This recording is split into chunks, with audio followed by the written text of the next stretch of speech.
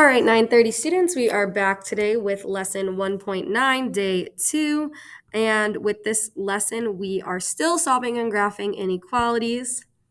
So let's go ahead and let's talk about some of the key words that can represent our inequalities using our word bank. So we have our greater than symbol, our less than symbol, our greater than or equal to, and our less than or equal to. So let's go ahead and fill in the ones that we're already going to know, right? So I'm just going to go ahead and highlight these, like color code them. I know that greater than, right, is right here. So let's just go ahead and highlight this whole circle. I know that's greater than, so that's going to be my orange. I know that less than is right here. And then I have a few more words. I have greater than or equal to. I have less than or equal to. My word banks don't exactly match, but let's go ahead and color code our boxes. So when we get there, we can do that. You can go ahead and type the words in as well. I just feel like it's going to be a little bit easier if we can color code. So no more than. So for example, if I said X is no more than 12, it could be 12, right? It could be 12. It's no more than 12. It could be 12, but it could not be greater than 12. I would say that X is less than or equal to 12. So no more than is going to be less than or equal to. All right, next I have at least. So again, let's fill in our using an actual example. If X is at least 12, X could be 12 or it could be greater. So we could say X is greater than 12 or equal to, right? Because it could be 12, it's at least 12, but it could also be bigger. Okay, now we have more than. Let's say X is more than 12. We would really just means X is greater than 12, right? X is more than 12, greater than, same thing. The last one we have is X is no less than 12. X is no less than 12. So it could be 12, but it cannot be smaller. So it is not smaller. It is greater than or equal to. It's no less than 12. Okay, so some of these words you will see in your word problems, and you can use this to kind of help you. But again, like I said, always use an example and kind of talk it out to yourself to help you know what you should be using. All right, number one, a little bit of a review from yesterday, but it does look like we have a few more steps. So let's go ahead and get into it. We know that when we're solving equations, our first step is always going to be to distribute. So I'm going to leave my 3x alone, and I'm going to start by distributing my negative 7. So negative 7 times x will give me negative 7x.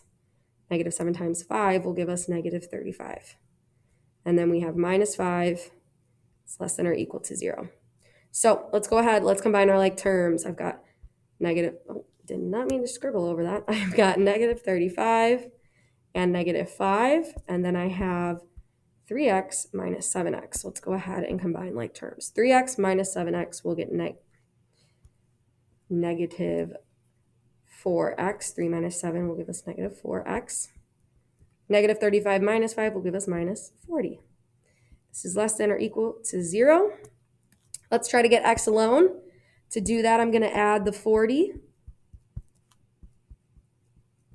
And now I have negative 4x is less than or equal to 40. Negative 4x is alone now, less than or equal to 40. All right. Our last step to solving an inequality like this is going to be to divide by the negative 4. But since I'm dividing by a negative, I need to remember my rule, which is to flip my sign. So dividing by a negative, I have to flip that sign. So x is now greater than or equal to 40 divided by negative 4 will give us negative 10. X is greater than or equal to negative 10. Let's go ahead and let's graph it.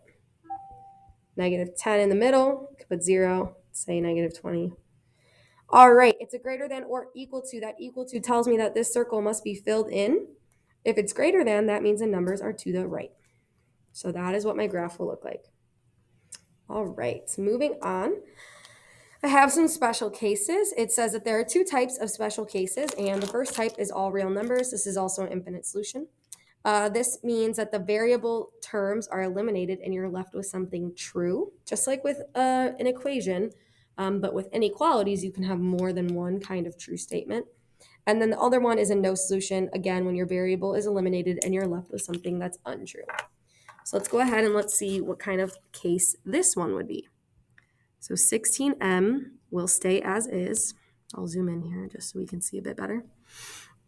And then let's go ahead and distribute. Negative 3 times 4 will give us negative 12m. Negative 3 times 7 will give us minus 21.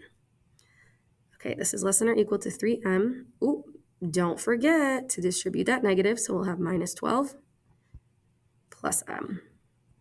So remember, we think of this as like a negative 1 that we're distributing to change our terms. Okay, from here, let's combine like terms. Oh, didn't mean to do that. 3 and m. Okay, so when we combine like terms, I now have 16m minus 12m, so that will give us 4m. Minus 21 is greater than or equal to 3m plus m, again, 4m. And now I have minus 12. Okay, from here, we're going to subtract our m's. So this is where our variable will cancel out, right? Minus 4m, and we're left with the negative 21 is less than or equal to negative 12. So is negative 21 less than or equal to negative 12? Yes, it is, right? Because it's further left, so it is less than. So this would be all real numbers. You could show it as, you could write it out, all real numbers. You could say infinite solutions. You can also show this symbol. They all mean the same thing. Basically, it is an infinite solution. My variable canceled out and I was left with a true statement. Negative 21 is less than negative 12. So this is an infinite solution.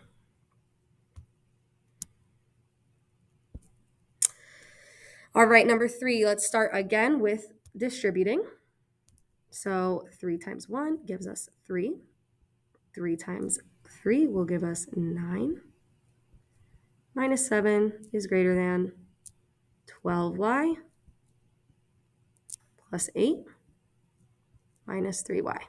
Okay, let's combine like terms if possible.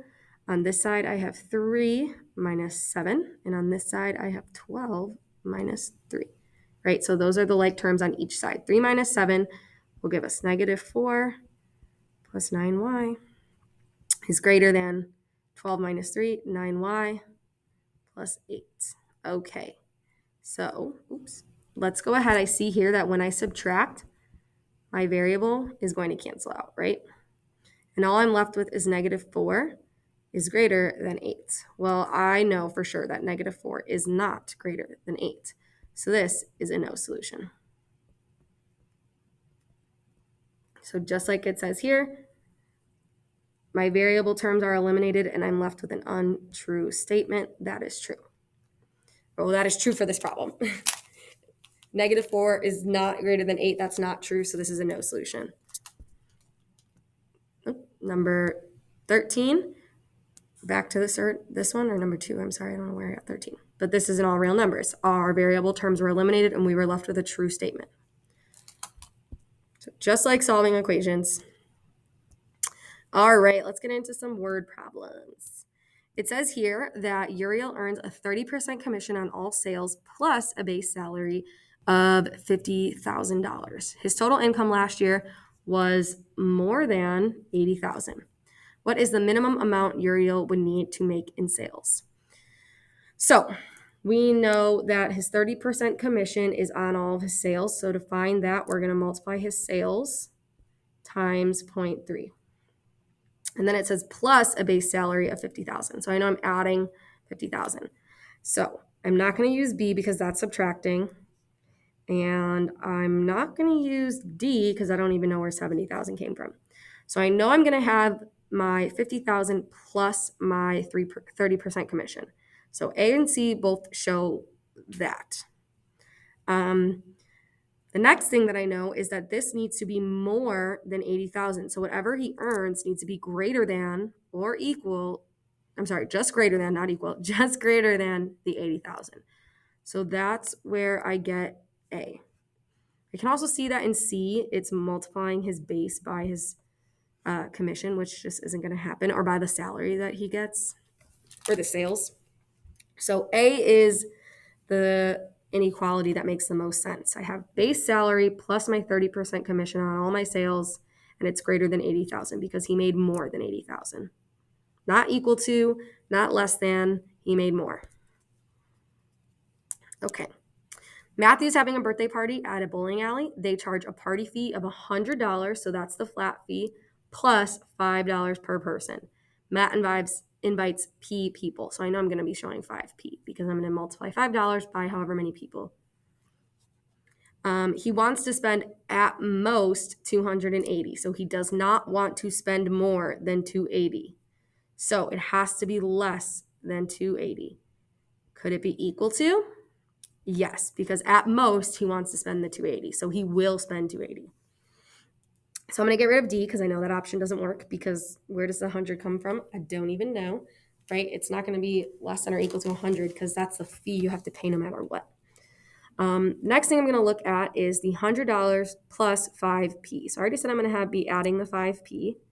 So it looks like B is going to be my best solution, right? 5 times however many people, $5 per person, plus a $100 flat fee is less than or equal to 280. Looks good to me. So let's rewrite it and solve it.